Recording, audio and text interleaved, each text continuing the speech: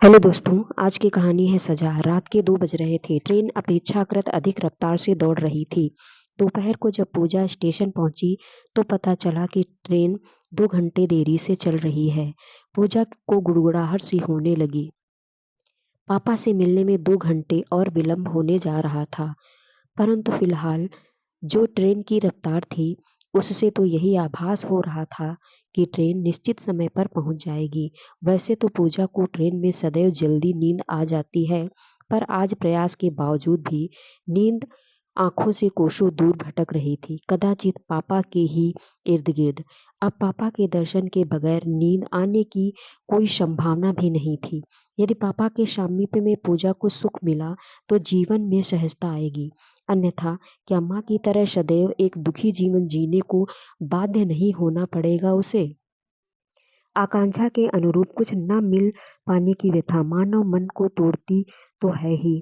यदि मानव में आत्मविश्वास की किंचित भी कमी हो जाए तो हृदय पर एक ऐसी सख्त गांठ पड़ जाती है जिसे खोलते खोलते आदमी स्वयं टूटने लगता है। इस वक्त पूजा की आकांक्षाएं तो आसमान को छू लेने जैसी उत्साहित है। वो खुश है, बेहद खुश है, क्योंकि आखिरकार उसने माँ को मना ही लिया। बस एक बार वो पापा के पास जाना चाहती थी, उनके साथ रहना चाहती थी, देखना चाहती थी कि कैसे हैं पापा, जिनके विरह में उसने सदैव माँ की आंखों को लबालब देखा था। माँ के होठों से पापा के लिए कभी स्नेह के बोल तो नहीं सुने थे पूजा ने, पर आंखों का गीलापन निश्चित ही पापा के प्रति उसके स्नेह को प्रतिबिंबित करता था। बचपन से ही पापा के सामीप्य के लिए ललकता रहा था पूजा का मन। किसी भी बच्चे को पापा के आलिंगन में देखते ही उसके बाल मन में कई प्रश्न बुलबुलाया करते थे। जवाब में कभी तो माँ की भ्रुकुटियां तन जाती, तो कभी वो 2 बूंद अश्क आंखों से गिर पड़ती।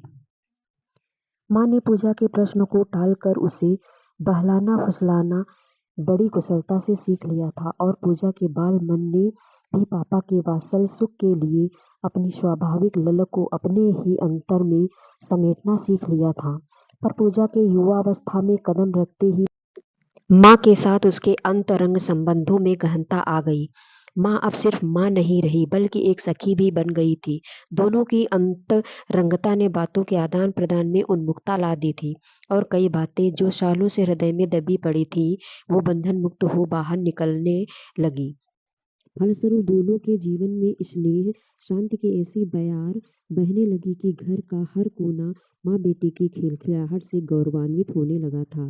पूजा को जब पहली बार एक युवक ने छेड़ा था तो माँ से उस घटना का जिक्र करते करते लाल हो उठी थी, और वह माँ से उसे अंग में भर लिया था। बेटी, अब तुम जवान हो गई हो, अब तो ऐसी छुटपुट घटनाएं होती रहेंगी। इसे ज्यादा गंभीरता से नहीं लेना चाहिए। जब तक कोई बड़ी बात न हो तब तक बेवजह आक्रोश में आकर कोई प्रतिक्रिया भी नहीं करनी चाहिए। सुनकर खिलखिलाकर हंस दी थी पूजा। छी माँ, कैसी बातें कर रही हो? अरे, इसमें छी की क्या बात है? एक युवा खूबसूरत लड़की को देखकर मनचले लड़के की कुछ कह देने की आदत तो आम है। माँ मुस्कुराती हुई बोली थी।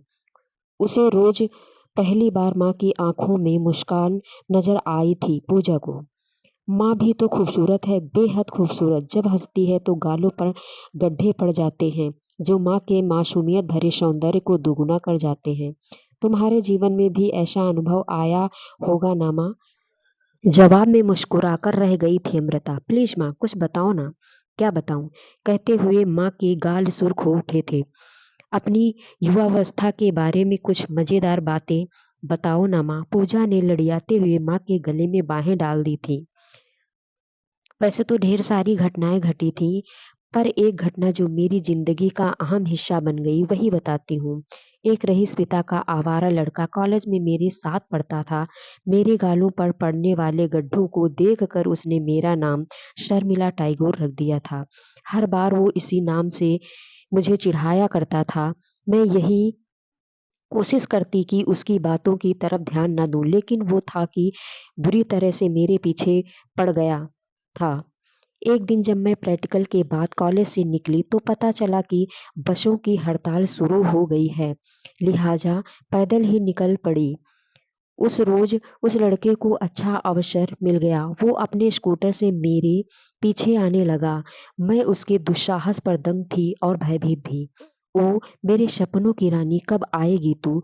गुनगुनाते हुए कभी मेरे आगे चल चला जाता तो कभी मेरे पीछे जाता और मैं रुआसी हो उठी। तभी एक आकर्षक नौजवान स्कूटर सहित मेरे सामने आकर खड़ा हुआ और आदेशात्मक लहजे में उसने मुझसे स्कूटर पर बैठने को कहा। मैं उस लड़के से इतनी परेशान थी कि बगैर किसी आनाकानी के उसके स्कूटर पर बैठ गई। उसने मेरा पता पूछा और मुझे घर पहुंचा दिया। क्या फिर कभी तुम उससे मिली थी, माँ? हाँ, कई बार। उस घटना के बाद वो मेरा सबसे करीबी मित्र बन गया था। हम लगभग रोज मिलते थे। क्या तुम्हें उनसे प्यार हो गया था, माँ? हाँ, सच उछलते हुए पूजा ने पूछा। फिर क्या हुआ? शादी, माँ खिलखिलाकर हंसती हुई बोली। वो तुम्हारे पापा ही तो थे। माँ की हंसी उस रोज थम ही नहीं रही थी। जब पापा से जुड़ी बातें माँ को इतनी सुख देती हैं तो पापा के साथ ने उन्हें कितना सुख दिया होगा, पूजा सोचा करती। माँ की पलकों में सालों से जो गीलापन देखती आई थी पूजा, उसका कारण जाने क्या था? पापा के बिछोह या उससे अधिक कुछ और? पूजा सब कुछ जान लेना चाहती थी। सच्चाई जानने के उद्देश्य से वो बार बार माँ से पापा का विषय छेड़ देती। माँ ने भी सालों तक पूजा के आगे कभी अपने मन की परतों को उधेड़ा नहीं था, पर अब वो भी जैसे पूजा को अपनी भावनाओं की सहभागी बनाकर अपूर्ण सुख पा रही थी। माँ ने पूजा को सब कुछ बताया।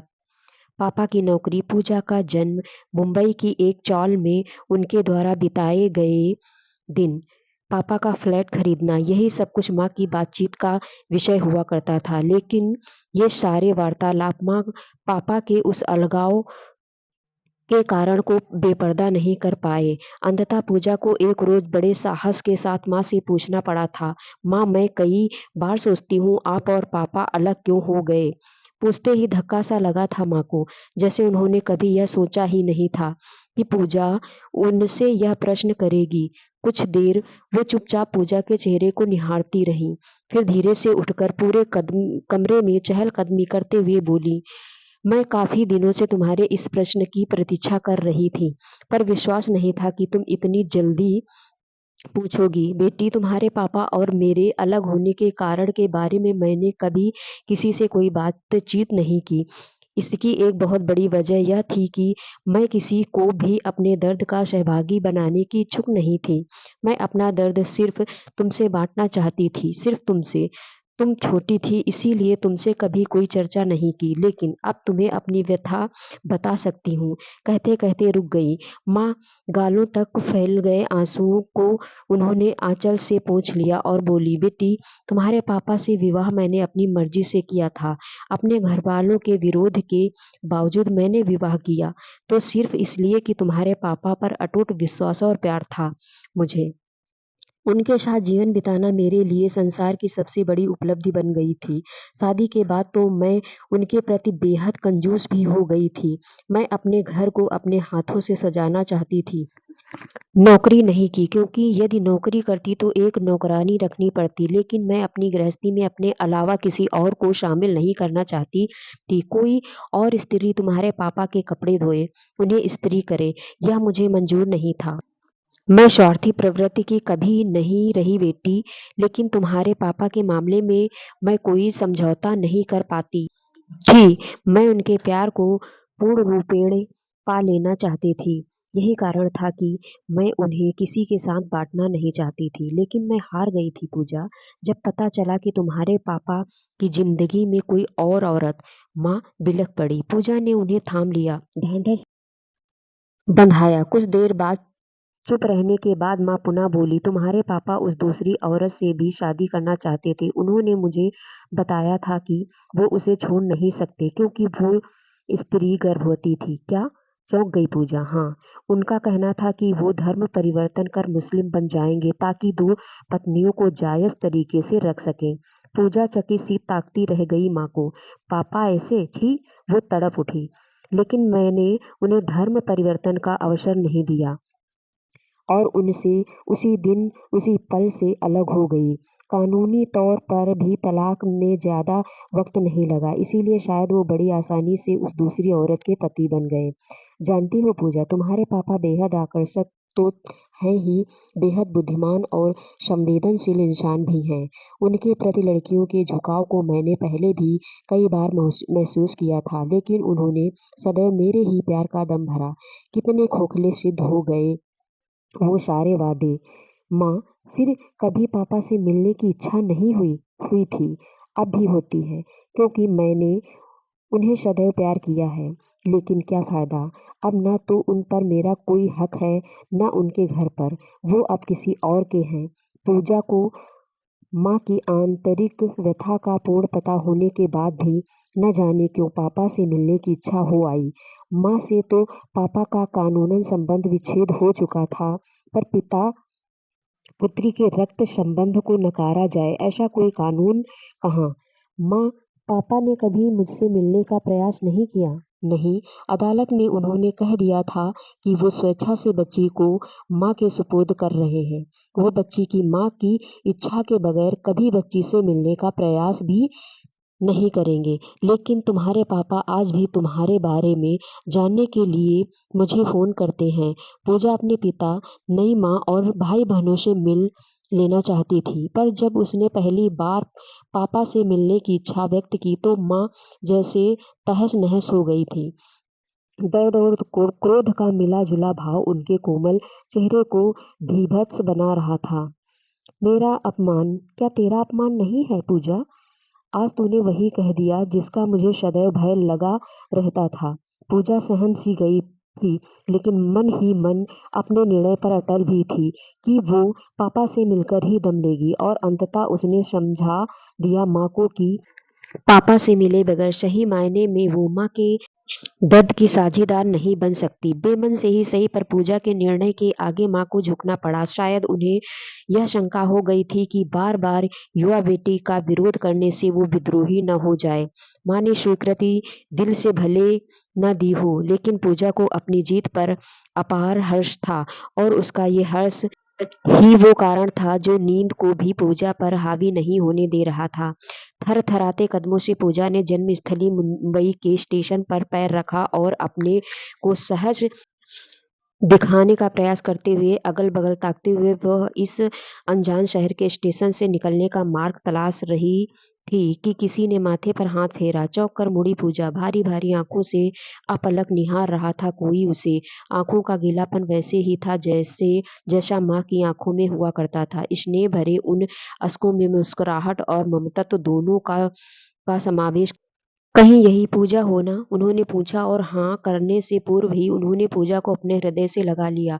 पूजा का मन भर आया और वह महसूस कर रही थी कि जिस हृदय से वो लगी हुई है वो जैसे उसका अपना ही हृदय हो। भर्रा आया हृदय, चित्कार कर रोने का आकांक्षी हृदय।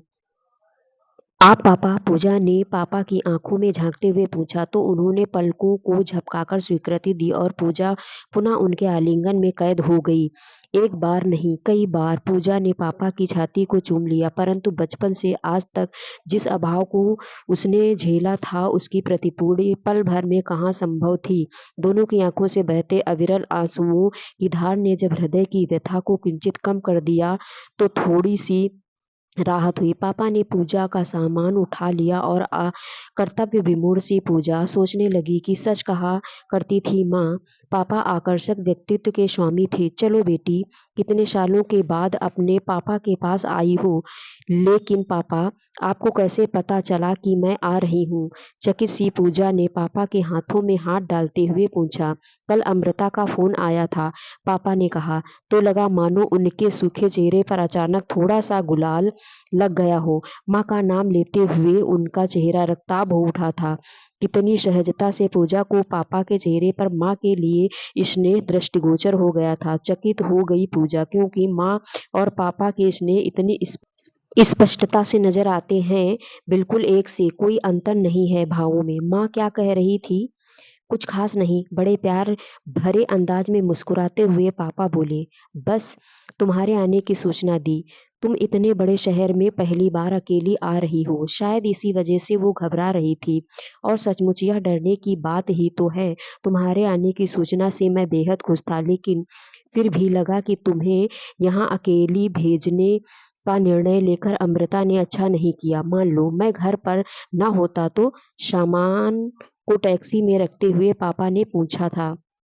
तो क्या छोटी माँ तो रहती, अनायास ही बोल गई पूजा, बगैर कुछ सोचे समझे। और पापा का चेहरा मासूमियत से भर गया। तत्काल ही अपनी गलती का एहसास हो गया पूजा को। लगा जैसे पापा में थोड़ी सी शर्मिंदगी आ गई है। कदाचित युवा बेटी के सामने अपनी दूसरी पत्नी के संबंध में जिक्र करने में उन्हें झिझक सी हो रही थी। विषय बदलने के उद्देश्य से वो फिर पूछ बैठी, पापा आपने मुझे पहचाना कैसे? मैंने भी अमृता से यही पूछा था कि अपनी बेटी को पहचानूंगा कैसे। और अमृता ने बताया था कि तुमने लाल रंग का सलवार कुर्ता पहना है जिस पर पीले फूल हैं। तुम्हारे दुपट्टे का रंग पीला है। तुम्हारे हाथ में सफेद पर्स और भूरे रंग का एयर बैग होगा। बस पहचान लिया। पापा का घर आ गया। 4 मंजिली बिल्डिंग में पापा का फ्लैट दूसरी मंजिल पर था, छोटा सा। यही तो वह फ्लैट है जिसका जिक्र करते हुए माँ की आंखों से अपेक्षाकृत 2-4 बूंद अश्क आ ही जाया करते थे। इसी फ्लैट में पूजा ने जन्म लिया था। फिर भी कितनी अपरिचित सी लग रही थी यह जगह। पापा सामान सामने के कमरे में रखकर अंदर चले गए। पूजा ने पूरे घर का चक्कर लगा लिया, पर कोई और नजर नहीं आया। पास के कमरे में भी किसी महिला या बच्चे के कपड़े नहीं दिखे। सिर्फ बिस्तर पर पापा के बेतरतीबी से फैले कपड़े थे। दीवार पर माँ की एक तस्वीर लगी थी। छोटी माँ की कोई तस्वीर कहीं नजर नहीं आ रही थी। न ऐसे कोई वस्तु जिससे आभास हो कि पापा के अलावा भी कोई यहाँ रहता है। तो क्या छोटी माँ भी छोड़ गई पापा को? ढेर सारे प्रश्न बुलबुलाने लगे पूजा के मन में।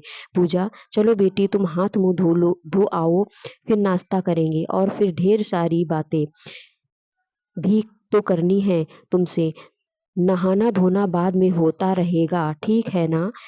उल्लासित स्वर में पापा ने कहा। तो पूजा पापा की आंखों को निहारती रह गई, जहां वैसे ही अश्क मुस्कुरा रहे थे जैसे माँ भी आंखों में मुस्कुराया करते थे।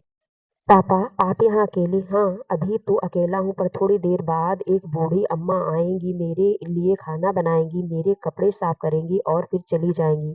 पापा, छोटी माँ नाश्ता कर लो बेटा, फिर इत्मीनान में बातें करेंगे। नहीं पापा, बताइए मुझे। छोटी माँ, पूजा तुम्हारी सिर्फ एक ही माँ है, अमृता।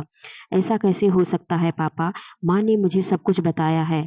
क्या माँ ने जो कुछ कहा वो गलत था? नहीं बेटा, वो सब सत्य ही था, पर जिसे तुम अपनी छोटी माँ का संबोधन दे रही हो वो तुम्हारी माँ बनने के पहले ही इस दुनिया से चली गई। एक सड़क दुर्घटना में उसका निधन हो गया। पापा, यह आप क्या कह रहे हैं? हाँ बेटी, यही सच है। जानती हो पूजा, वो तुम्हारी माँ बनना भी नहीं चाहती थी, लेकिन मेरी ही जिद थी। मैं अपने पाप का प्रायश्चित करना चाहता था। उसका नाम नंदिता था। मैंने नंदिता को कभी प्यार नहीं किया, यह नहीं कहूंगा, क्योंकि मित्रता बगैर स्नेह के संभव नहीं। दरअसल मुझसे गलती हुई थी, बस एक बार। मैं हमारी मित्रता के बीच खींची लक्ष्मण रेखा को लांघ गया, लेकिन मैंने अपनी गलती स्वीकार कर ली थी और मैं अपने पाप का प्रायश्चित करना चाहता था, लेकिन अवसर नहीं मिला। पापा, आप तो माँ से बात करते रहते हैं ना? क्या आपने कभी उन्हें यह नहीं बताया कि छोटी माँ नहीं है? नहीं पूजा, मैं इतना स्वार्थी नहीं हो पाया। नंदिता की मौत की बात कहकर अमृता द्वारा दी गई सजा को कम करवा लेता तो स्वयं अपनी ही नजरों में गिर जाता। सोचता था कभी ना कभी सजा पूरी होगी ही। पूजा अपलक देखती रह गई। पापा ने गलती तो की थी, पर छोटी सी। किसी का कत्ल तो नहीं किया था उन्होंने, फिर सजा इतनी लंबी कैसे? सालों साल अकेलापन को भोगने की सजा। आजीवन कारावास से कम तो नहीं। अच्छा हुआ जो वो आ गई, अन्यथा माँ पापा के बीच की दीवार कभी न गिरती। न माँ कभी कोई स्पष्टीकरण मांगती, न पापा कुछ कहते। पूजा उठ गई। पापा नाश्ता बाद में करेंगे, पहले माँ को फोन पर सच्चाई बता दूं। पूजा, इतनी जल्दी भी क्या है बेटी, पहले नाश्ता तो कर लो। बहुत देर हो गई है पापा, अब और देर नहीं। लेकिन पूजा, आपकी सजा खत्म हो गई है पापा। जानते हैं आज भी माँ वैसी ही है, आप देख लीजिएगा वो एक फोन पर ही भागी चली आएगी। पूजा तेजी से फोन की तरफ बढ़ी। माँ को यह बताने की गलती तो शायद छोटी सी थी, पर पापा की सजा लंबी हो गई थी, बहुत लंबी। माँ ने भी तो सजा भुगती थी, पापा को ना समझ पाने की सजा। पर माँ के पास कम से कम पूजा स्वयं तो थी, लेकिन पापा आपके पास तो सिर्फ उनकी तन्हाइयाँ थी। पर अब सजा का अंत हो गया था और अंत तो होना ही था। काली अंधेरी रात चाहे कितनी ही लंबी क्यों न हो, सूरज के आने के बाद उसे समाप्त होना ही पड़ता है। पूजा माँ और पापा के लिए सूरज ही तो थी, सवेरे का सूरज।